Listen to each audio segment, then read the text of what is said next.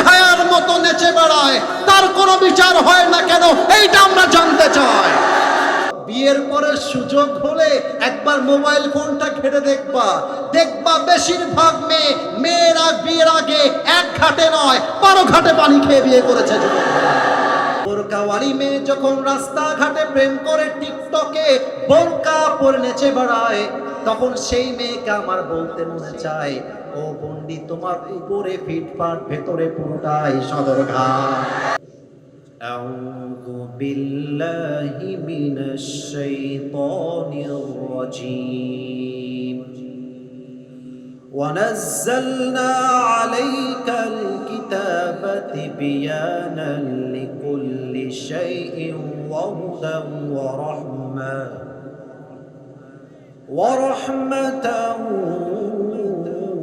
وبشرى للمسلمين. الله أكبر. Allah says in this verse, I have sent this Quran which is explaining everything in this world. Allah Ta'ala বলছেন, এমন একটা কিতাব আমি নাজিল করেছি মানব জীবনে যা দরকার, পার্লামেন্টে যা দরকার, রাজনীতিতে যা দরকার, সংসদে যা দরকার, এমপির জন্য যা দরকার, মন্ত্রীর জন্য যা দরকার, যুবকের জন্য যা দরকার, সাক্ষীরার জন্য যা দরকার, খুলনার জন্য যা দরকার, একজন নারীর জন্য যা দরকার, মুরব্বীর যা দরকার, স্বামীর যা দরকার, ওয়াইফের যা দরকার, পুরো মানব জাতির যেখানে যা প্রয়োজন, এমন কোনো কথা নাই যে কথাটা আমি আল্লাহ আমার এই কোরআনে বলে দেই নাই। তাও তো সুবহানাল্লাহ কইতে পারলেন না আপনার সবাই, সব বলে দিয়েছে। এবার সাতক্ষীরাবাসীর কাছে একটা ঈমানের প্রশ্ন করতে চাই, আমার প্রিয় কালীগঞ্জবাসী, একটু মনোযোগ বাড়ান। Look at my right hand, আমার ডান হাতের দিকে সবাই একটু খেয়াল করেন। এটা হচ্ছে আল্লাহর কোরআন। এই কোরআনে যে সব আছে, এই বিশ্বাস কি সাতক্ষীরাবাসীর সবার আছে? এটা ঈমানের প্রশ্ন, উত্তর না দিলে ঈমান না থাকতে পারে। ঈমানের প্রশ্ন। আল্লাহর এই কোরআনে সব যে আছে, এই বিশ্বাস কি কালীগঞ্জবাসী সাতক্ষীরাবাসীর আছে? আচ্ছা, আমি যদি আমার চোখ যেদিকে যায়, most of the people are very young. মনে হচ্ছে বয়স 18, 20, 22, 25। মনে হচ্ছে আজকের মাহফিলে মুরব্বী আসছে 5 ভাগ, 95 ভাগই এসেছে আমার কলিজার টুকরা যুবক ভাই। আওয়াজটা যেন আসতে না। আমি যদি কোরআনকে যে কোনো বিষয়ে যে কোনো প্রশ্ন করি, আর আমি যদি বলি Quran, do you know the answer of it, তোমার কাছে কি এর উত্তর আছে? কোরআন কি বলবে নাই নাকি আছে? কোরআন কি আমাদেরকে নো বলবে নাকি ইয়েস বলবে? ইয়েস। যে কোনো প্রশ্নের উত্তর কোরআনে আছে। আসলে বাংলাদেশের বিভিন্ন মিডিয়াতে নিউজ করা হয় যে সাতক্ষীরা হচ্ছে ইসলামের ঘাঁটি। হ্যাঁ, এটা নিউজ করা হয়েছে, আমি নিজে সে নিউজ দেখেছি। ইভেন আমি গতকালকে সাতক্ষীরাতেই ছিলাম, এটা আমার শেষ প্রোগ্রাম। প্রত্যন্ত অঞ্চল, হাজার হাজার মানুষের ঢল নেমেছে। এক একটা কথা বলছি, মুরব্বীরাও যখন ঠিক বলতেছে, আমার কাছে কালকে মনে হচ্ছিল সাতক্ষীরা 80 বছরের মুরব্বীর মাঝেও 25 বছরের যুবকটা লুকায় আছে। স্পৃহা গায়ের শক্তি। আচ্ছা, একটা কথা জিজ্ঞেস করতে চেয়েছিলাম না, তাও জিজ্ঞেস করে ফেলি। আমি যদি কোনো হক কথা বলি আর কেউ যদি আমাকে হক কথা বলতে বাধা দেয়, আপনারা কি বাতিলের পক্ষে থাকবেন না হকের পক্ষে থাকবেন? আপনারা জানেন কি না, আমার কোনো একটা মাহফিলে একজন পাতি নেতা বাধা দিয়েছিলেন বগুড়ার মাহফিলে। আমি সেদিন যে কথাগুলো বলেছিলাম, আজকেও সেই কথাগুলো বলতে চাই, কারণ বাধা আসবে যত, থেমে যাওয়ার কোনো প্রশ্ন নেই। ভয় পেও না, বুক চিরে দাঁড়িয়ে যাও, আল্লাহর ভরসায় সাহসটা বাড়াও, আল্লাহর নামে আগুন জ্বালাও বুকে, সত্যের পথে চলো, সাহস রাখো বুকে। আরে ভয় পেলে চলবে না, রক্তে আগুন ঝরাও, আল্লাহর সৈনিক তুমি, সেই পতাকা উড়াও। আরে আল্লাহ যখন পাশে, কিসের এত ভয়? তাওয়াক্কুল করো, কাছে আসবে বিজয়। মিজানুর রহমান আজহারি হুজুর বলেছিলেন, আধারে ভয় পেও না, আলো আছে আড়ালে, আরে অন্ধকার পালিয়ে যাবে তুমি উঠে দাঁড়ালে। আজকে সেই তাফসীর হবে, যদি কেউ উঠে যায় লুঙ্গিটা টান দিয়ে ধরে বসায় দিবেন, তবে খেয়াল রাখতে হবে লুঙ্গি যেন খুলে না যায়। আসুন আমরা তাফসীর শুরু করি আল্লাহ কোরআন থেকে। আচ্ছা কোরআন, আমি তো জানলাম তোমার মাঝে সব কিছুই আছে। তোমাকে নিয়ে অনেকেই বলে তুমি হচ্ছ মানুষের লেখা একটা কিতাব। এক নাস্তিক বলেছে কোরআন হচ্ছে ডাস্টবিনের আবর্জনা। নাউজুবিল্লাহ, এত আস্তে পড়বেন আগে কল্পনা করি নাই, আরো আস্তে পড়লেন তো, বলেন সবাই নাউজুবিল্লাহ। আচ্ছা কোরআন তুমি কি আসলেই মানুষের বানানো, না কে তোমাকে নাজিল করেছে? জবাব কোরআনে আছে না নাই? তানজিলাম মিম্মান খালাকাল আরদা ওয়াস সামাওয়াতিল উলা। This Quran has been sent down by him who has created the heavens and this big earth. এই কোরআনটা নাজিল করেছেন তিনি, আকাশ এবং জমিনের মালিক যিনি, আপনার রব যিনি, আমার রব যিনি। ও সাতক্ষীরার ভাইরা, সেই রব একজন, তিনি কে? আল্লাহ আমার রব। আরে গান না কেন? আল্লাহ আমার রব, দমে দমে তুমে তারি অনুভব, তোমার দুনিয়াতে আমি যেদিকে তাকাই, অথই নেয়ামতে ডুবে আছি সবাই। পাখ পাখালির কণ্ঠে শুনি তাসবিহ কলো রব, তাসবিহ কলো রব। আল্লাহ আমার রব, এই রবই আমার সব, দমে দমে তুমে তারি অনুভব। এই কোরআন নাজিল করেছে এক রব, আওয়াজ দিয়ে বলেন সবাই সেই রবকে। ও কোরআন, আমি তো উত্তর পেয়ে গেলাম, তোমাকে আল্লাহ রাব্বুল আলামিন নাজিল করেছেন। তোমার কাছে আমার দ্বিতীয় প্রশ্ন হলো, তুমি দুনিয়াতে আসার পূর্বে কোথায় ছিলে? 30 নম্বর পারা সূরাতুল বুরুজের 21 এবং 22 নম্বর আয়াত। আল্লাহ রাব্বুল আলামিন বলছেন, বাল হুয়া কুরআনুম মাজিদুন ফি লাউহিম মাহফুজ। এই বাচ্চারা, এদিকে দিকে কেন? এটা পার্কের প্রেম করার জায়গা না, তাফসীর মাহফিলের জায়গা। একদম চুপচাপ, লুক এট মাই আইস, আমার দিকে তাকাও। লজ্জা নাই?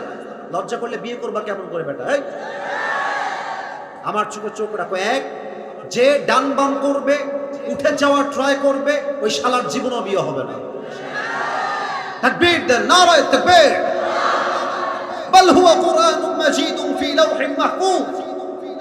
Rather, it's a glorious Quran preserved in tables. আল্লাহ তাআলা বলছেন এই কিতাবটাকে আমি পৃথিবীতে পাঠাবার পূর্বে লাউহে মাহফুজে সংরক্ষিত ফলকে লিখিত আকারে রেখে দিয়েছিলাম। সুবহানাল্লাহ পড়বেন না আপনারা মিয়া? ও আচ্ছা, তুমি লাউহে মাহফুজে ছিলে। এবার তুমি বলো, তুমি যখন নাজিল হয়েছিলে কার উপরে হয়েছিলে? কোরআনের জবাব আছে না নাই? ওয়া আমিনু বিমা উনজিলা আলা Muhammad. Believe in whatever Allah subhanahu wa ta'ala has sent to his last messenger Muhammad sallallahu alaihi wasallam. ঈমান আনো সেই মহা সত্য বাণীর উপরে, যেই বাণীকে আল্লাহ তাআলা তোমাদের প্যারা হাবিবের উপরে চিরসত্য বাণী করে নাজিল করে দিয়েছে। মনে করবেন না আপনারা? ও আচ্ছা, তুমি আমাদের নবীর উপরে নাজিল হয়েছো। আচ্ছা কোরআন 4 নম্বর প্রশ্ন, যখন তুমি নাজিল হয়েছিলে কোন মাসে হয়েছিলে? শাহরু রমাদান আল্লাযী উনজিলা ফীহিল কুরআন। আমি তো রমজান মাসে এসেছি। ও আচ্ছা, রমজান মাস। কিন্তু যখন এসেছিলে ওইটা কি দিনের আলো ছিল না রাতের অন্ধকার ছিল? ইন্না আনজালনাহু ফি লাইলাতুল কদর ওয়া মা আদরাকা মা লাইলাতুল কদর। I have sent this Quran on a very blessed night. আল্লাহ তাআলা বলছেন 12 মাসের জাস্ট একটা রাত, যেই রাতটা সব রাতের চাইতে সেরা রাত, ওই রাতে আমি আল্লাহ কোরআনটাকে নাজিল করে দিয়েছি। তাও তো সুবহানাল্লাহ কইতে পারলেন না আপনারা। আমি যদি কোনো যুবককে এখানে দাঁড় করাই দেই, মুরব্বীরা একটু মনোযোগ, মায়েরাও এসেছে, I know that very well, মায়েরা আমাকে শুনছে। আমি তো ওয়াজ তো শুরু হবে তখন যখন যুবকদের বিয়ে নিয়ে কথা হবে। ওয়াজ তো শুরু হবে তখন যখন আজকালকার মেয়েদের চরিত্র নিয়ে কথা হবে। আরে ওয়াজ তো শুরু হবে তখন যখন বাংলাদেশের দুর্নীতি নিয়ে কথা শুরু হবে। সময় দেন আমাকে, সময় দেন। আচ্ছা, যুবককে যদি আমি দাঁড় করাই বলে, আমার জন্ম কিন্তু খুলনায়, তো খুলনা হচ্ছে বিভাগ, সাতক্ষীরা জেলা। তা আমি যখন সাতক্ষীরাতে আসি, আমি বলি খুলনায় জন্মগ্রহণ করে আসিফ হুজুর যদি খুলনার ছেলে হয়, তবে তো আমি খুলনার ছেলে নই, আমি তো সাতক্ষীরার সন্তান, সাতক্ষীরার ভাই, তাই না? আমি আপনাদের রক্তের মানুষ। আসুন আলোচনার গভীরে যাওয়ার ট্রাই করি। আমি যদি যুবককে বলি, যুবক তুমি এই মাহফিলে কেন আসলা? প্রচন্ড গরম, বৃষ্টি হচ্ছিল একটু আগে, কেন আসলা? বেশিরভাগ যুবক বলবে, হুজুর আপনাকে আজীবন টিকটকে দেখেছি, ফেসবুকে দেখেছি, ইউটিউবে দেখেছি, আজকে সরাসরি দেখে দেখে ওয়াজ শুনতে আসছি। ঠিক বললাম না ভুল বললাম? ও আমার মুরব্বী আব্বা জান, ও আমার নানি জান, দাদি জান, আপনি আসলেন কেন? বেশিরভাগ মুরব্বী আব্বা বলবে, হুজুর টিকটক মানে তো আমি কিছুই বুঝি না, কিন্তু আমার এলাকায় একজন আলেম আসবে, কোরআন থেকে তাফসীর হবে, আর আমি সাতক্ষীরার সন্তান হয়ে তাফসীর বাদ দিয়ে বাড়িতে ঘুমাবো, এটা কোশ্চিন কালেও সম্ভব হতে পারে না। Everybody has their own purpose to come here. সবারই একটা উদ্দেশ্য আছে, just to listen to the tafsir. সবাই তাফসীর শুনতে চায়। আচ্ছা কোরআন, তুমি কোন উদ্দেশ্যে আসলা? জবাব কোরআনে আছে নাকি নাই? 13 নম্বর পারা 14 নম্বর পৃষ্ঠা সূরা ইব্রাহিমের 1 নম্বর আয়াত, কিতাবুন নাযালনাহু ইলাইকা লিতুখরিজান নাস মিনাল যুলুমাতি ইলান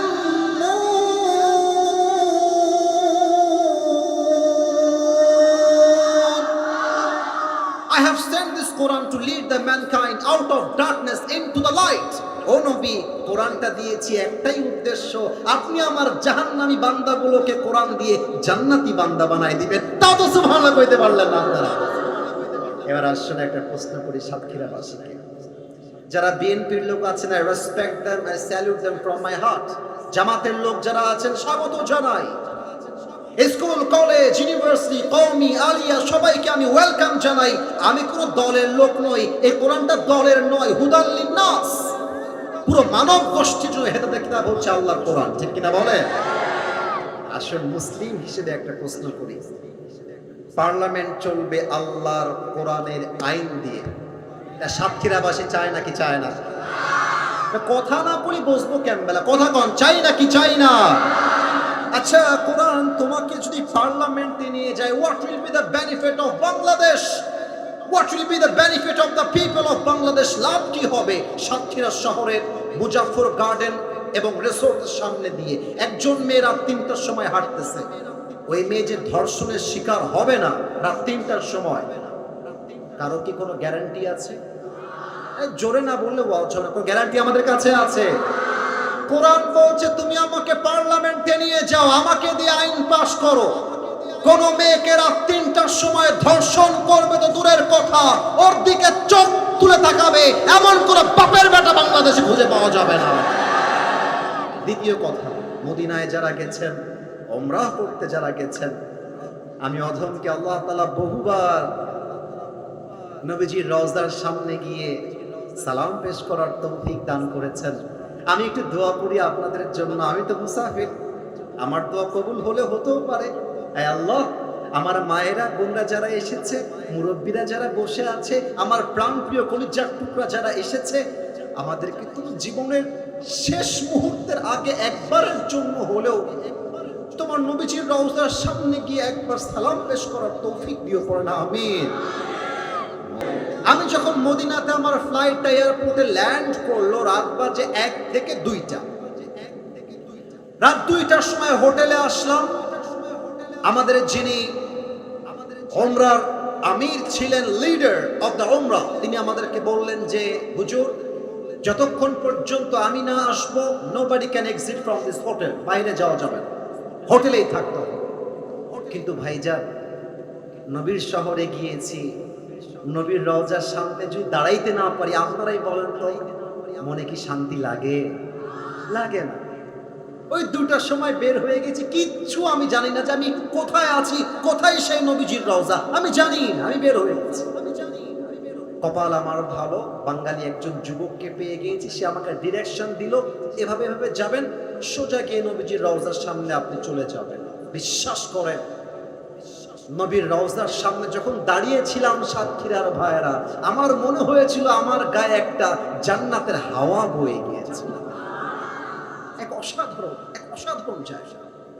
তো রাত 3টার সময় নবীকে সালাম দিলাম, দুরূদ পাঠ করলাম, 2 রাকাত তাহাজ্জুদ পড়লাম, মদিনার রওজার সামনে ঘুমিয়ে গেলাম। কেমনে ঘুমালাম? That is my main point, that is my তাফসীর, দ্যাট ইজ মাই এক্সপ্লেনেশন। এটাই আমার ব্যাখ্যার মূল কথা। আমার বুকের সামনে 2 থেকে 3টা ফোন ছিল। একটা ছিল আইফোন, আর একটা ছিল অ্যান্ড্রয়েড ফোন, আর একটা মনে হয় লম্বা প্যাড ছিল। ভিসা ছিল, আমার ভিসার পাশাপাশি আমার কাছে ছিল পাসপোর্ট, আমার কাছে ছিল কয়েকশো রিয়াল, বাংলা টাকা, কার্ড, সব আমার বুকের সামনে রাখা। রাত 2টা-3টার সময় ঘুমায় গেলাম। যখন ফজরের আজান দিল তখন আমার ঘুম ভাঙলো। এই কয়েক লাখ টাকার জিনিস বুকের সামনে যেভাবে রেখে ঘুমিয়েছিলাম, ঘুম থেকে উঠে দেখছি ওভাবেই রাখা আছে, ওভাবেই রাখা আছে। আর বাংলাদেশে আপনি যদি রেল স্টেশনে ট্রেনের অপেক্ষা করতে ঘুমিয়ে যান, আপনার জায়গা ঘুম থেকেও থাকবে কিনা সন্দেহ আছে যুবক ভাইরা।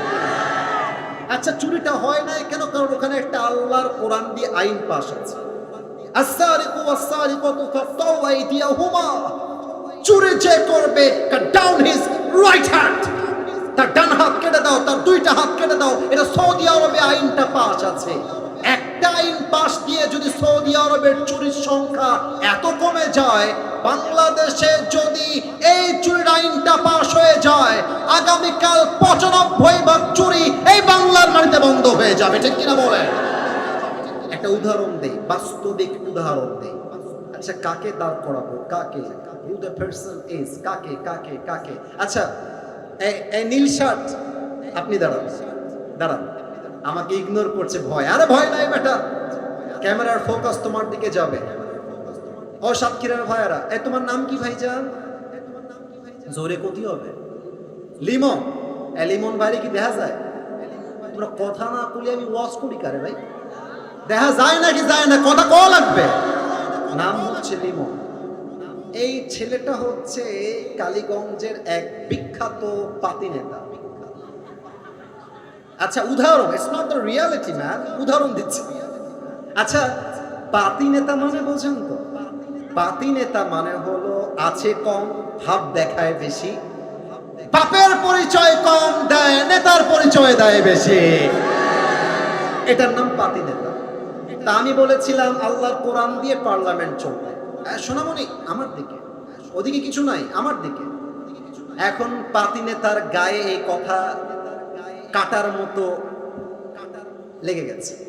আমি যখন এই রোড দিয়ে উঠে গিয়ে কালীগঞ্জের মোড়ে উঠে যাব, আমাদের লিমন সাহেব, আমাদের বিখ্যাত পাতি নেতা সাহেব, তার চামচা দল বল নিয়ে আমার গাড়ির সামনে ঘেরাও করেছে।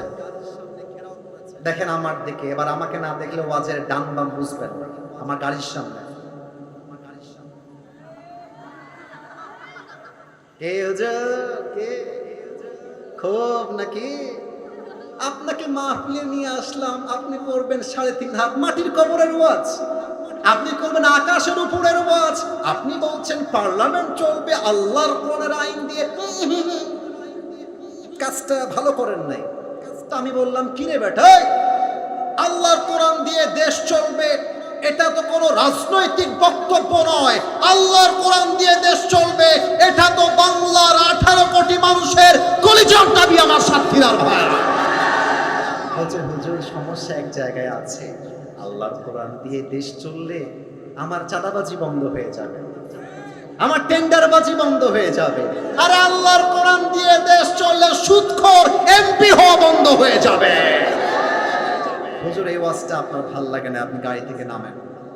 গাড়ি থেকে আমি নেমে গেছি, আমার দিকে তাকায় বলছে, খবরদার, সাবধান হয়ে যান হুজুর, লাস্ট ওয়ার্নিং দিলাম, এরপর থেকে মাহফিলে খালি কবরের ওয়াজ করবেন, don't say this again this matter, আর কোনোদিন বলবেন না, এটাই লাস্ট চান্স। আমার মাথা গেছে গরম হয়ে। আচ্ছা বাড়ি কোথায় রে? মার তো শালাকে। একটা ঘুষি দিয়েছি লিমনের নাকের উপর, তো নাকে ঘুষি দেওয়ার পরে লিমনের নাক ফেটে ব্লিডিং হচ্ছে না। আমি কিন্তু মজার জন্য বলি না, আমি বোঝাবো আল্লাহর আইন কাকে বলে আর মানুষের আইন কাকে বলে। একটা ঘুষি দিয়েছি, রক্ত বের হয়ে গেছে, লিমনও খেপে গেছে, মার হুজুরকে ধরে আমাকে একটা ঘুষি মেরেছে, আমার নাক ফেটে গেছে। এবার আমি ড্রাইভার সাহেবকে বলছি, ড্রাইভার সাহেব আমার গাড়ির পেছনে বিশাল একটা রামদা আছে, রামদা বের করেন। আরে রামদা নাই, বোঝাবার জন্য বলছি। তো ড্রাইভার সাহেব রামদাটা বের করেছে, রামদা তো আমার কাছে নাই ভাটি, এই কি দেখা যায়? কথা না বলি বুঝি কেমন দেখা যায় কিনা ক্ষতি হবে তো। এটা হচ্ছে রামদা। রামদাটা ধরে ওর ঠ্যাং বরাবর দিছি, একখান কোপ, ঠ্যাং ভেঙে গেছে, এক কোপে ঠ্যাং কেটে মাটিতে পড়ে গেছে।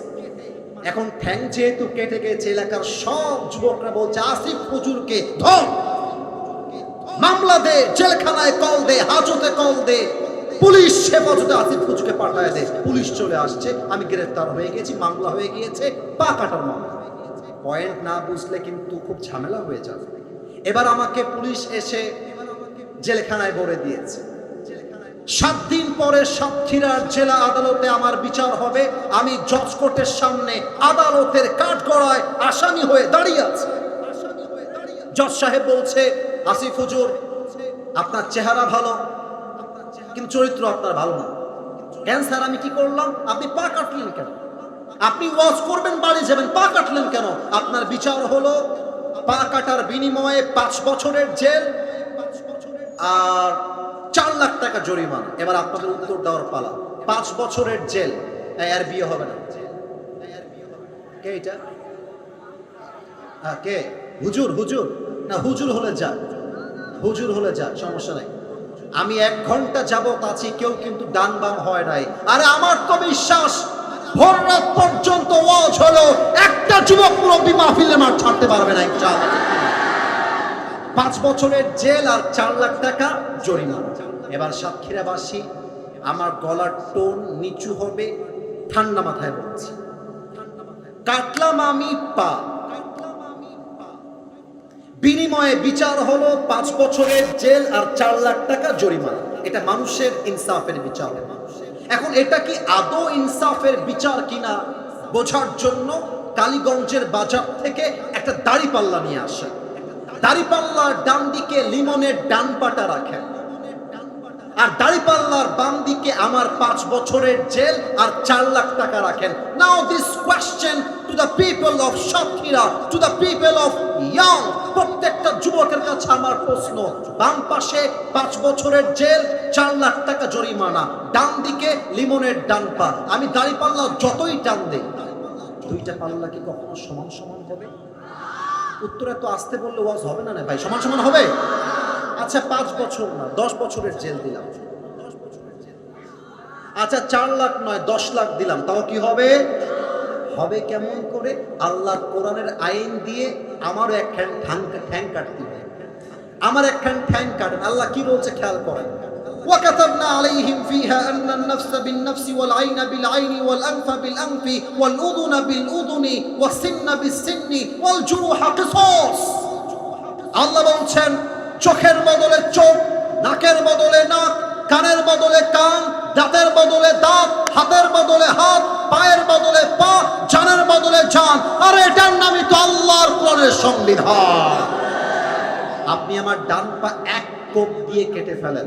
এবার দাড়িপাল্লা নিয়ে আসেন, দাড়িপাল্লার ডান দিকে লিমনের ডান পা রাখেন, আর দাড়িপাল্লার বাম দিকে আসিফ হুজুরের ডান পা কেটে রাখেন।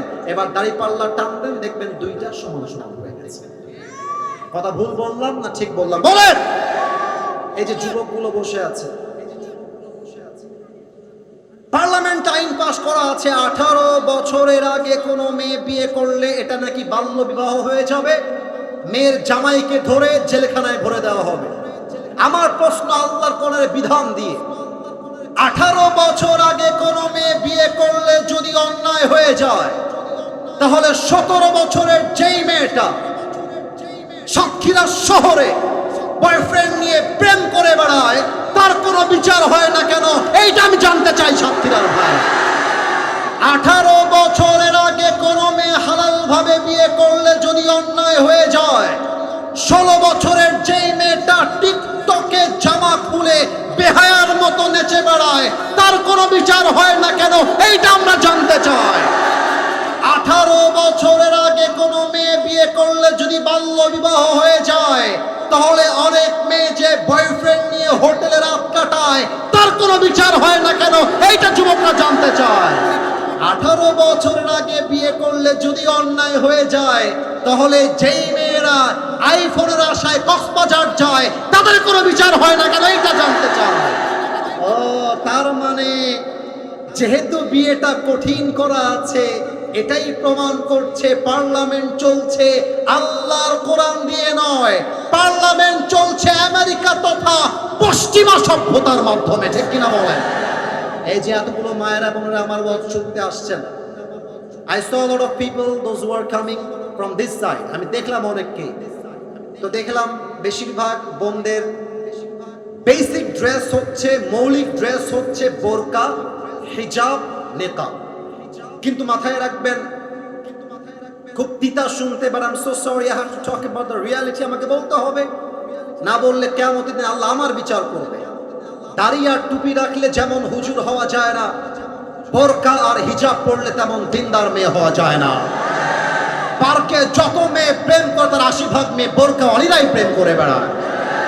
কিন্তু এমন ভাবে বোরকা পরে, হাত ঢাকা, পা ঢাকা, মুখ ঢাকা, চোখটাও দেখা যায় না। কিন্তু বোরকাওয়ালি মেয়ে যখন রাস্তাঘাটে প্রেম করে, টিকটকে বোরকা পরে নেচে বেড়ায়, তখন সেই মেয়েকে আমার বলতে মনে চায়, ও বন্দি, তোমার উপরে ফিটফাট, ভেতরে পুরোটাই সদরঘাট। আর অনেক মেয়ে আছে বোরকা পরে 3-4টা ছেলেকে নাকের ডগায় রশি লাগায় ঘোরায়। আর যখন বিয়ের জন্য মেয়ের মায়ের কাছে যাবা, মেয়ের মা বলবে, আমার মেয়ের মতো ভালো কেউ নয়, আমার মেয়েটা এত ভালো, স্কুলে কখনো একা যায়নি, আমি তার মা, আমি নিয়ে গিয়েছি, কলেজেও একা যায়নি, আমি নিয়ে গিয়েছি। আরে আমার মেয়ে তো এত ভালো, ভাজা মাছটা উল্টাই খাইতে পারে না, অনেক ভালো। ও ভালো, কত ভালো।